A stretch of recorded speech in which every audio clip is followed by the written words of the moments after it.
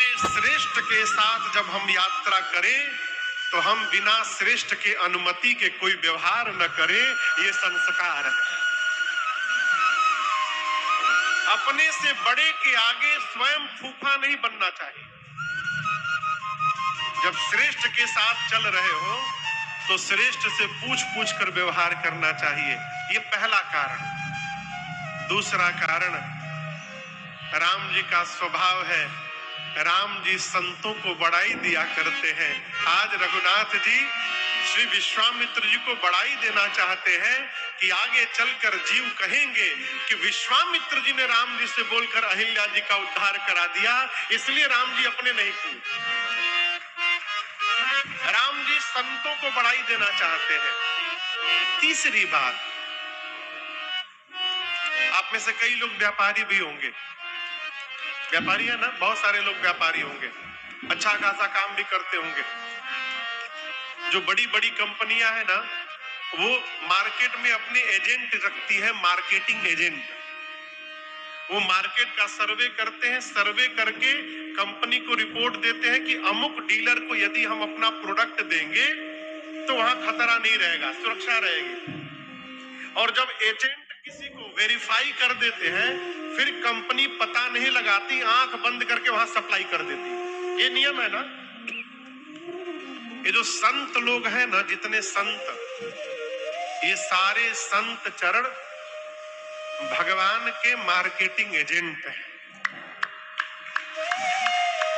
और ये समाज का सर्वे करके भगवान से रोज रिपोर्ट भेजते कि प्रभु अमुक आपका परम भक्त है, उस पर अपनी कृपा दृष्टि बना के रखिएगा।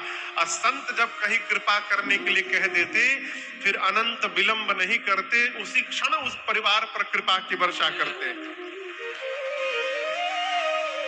जब विश्वामित्र जी ने कहा कृपा करो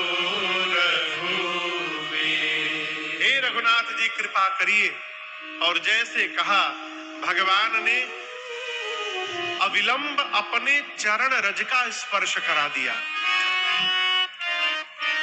चरण का स्पर्श नहीं कराया राम जी ने, ये मैं नहीं बोल रहा हूं, यहां संकेत गोस्वामी जी दिए हैं। अच्छा आप बताओ, राम जी ऋषियों को दंडवत करते हैं, तो ऋषि पत्नी के ऊपर आकर पहले मां अहिल्या के चरण स्पर्श करके प्रणाम किए, पहले दंडवत किया उनको, और राम जी ने पांव नहीं रखा।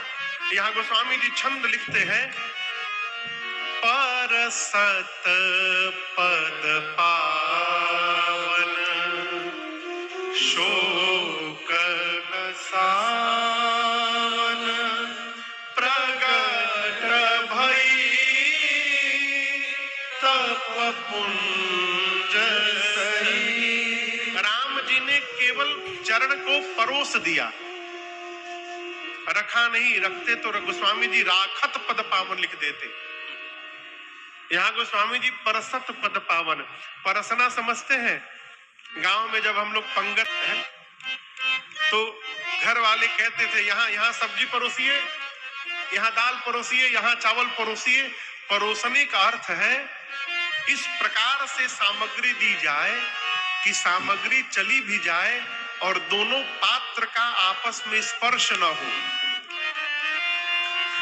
तो राम जी पादुका से पांव बाहर निकाले, थोड़ा मिट्टी में पांव रगड़े कि रज लग जाए, और अहिल्या जी के ऊपर चरण ले जाकर राम जी ने धीरे से चरण पांव झटकारा, और उसके रज कण झर के जैसे मां अहिल्या के ऊपर गिरे, मां अहिल्या वहीं पर चैतन्य होकर राम जी के सामने खड़ी हो गई है,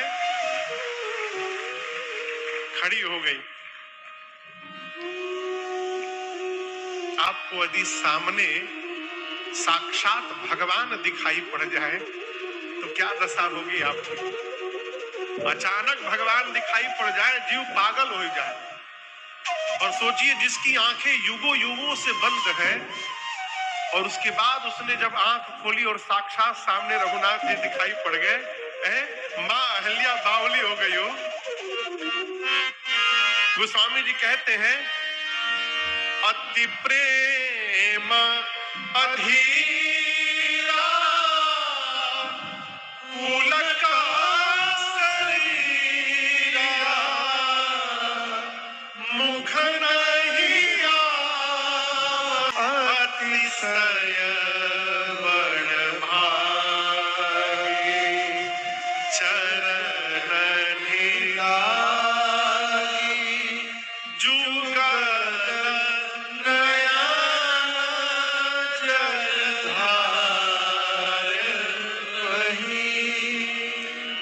ने जब भगवान को देखा, अचानक रघुनाथ जी दिखाई पड़े, शरीर के एक एक रोंगटे खड़े हो गए मां के, हृदय भाव से उमड़ने लगा। उठाया, उठाकर राम जी ने कहा कि मैंने अभी सुना कि आपके पति गौतम ऋषि ने आपको शाप दे रखा था। अहिल्या जी ने कहा कि प्रभु ये बात आपसे किसने कही? राम जी बोले गुरु जी बता रहे थे अभी। अहिल्या मैया बोली प्रभु अब तक तो मुझे भी यही लग रहा था कि मेरे पति ने मुझे शाप दे दिया है, लेकिन नाथ अब जाकर ये पता चला है कि मेरे पति ने मुझे शाप नहीं दिया था, मेरे पति ने मेरा उद्धार किया था। प्रभु ये परिणाम सामने नहीं आ जाता तब तक आप ये निर्णय नहीं कर सकते कि वो सही है कि गलत है। ये प्रसंग कहता है माई बाप कि हमारा श्रेष्ठ यदि हम पर क्रोध भी करता है ना, तो उस क्रोध में भी हमारा मंगल ही छिपा रहता है। ये उसका उदाहरण है, ये प्रसंग। अहिल्या मैया कहती प्रभु एक वरदान दीजिए मुझे मांगने का ढंग नहीं आता।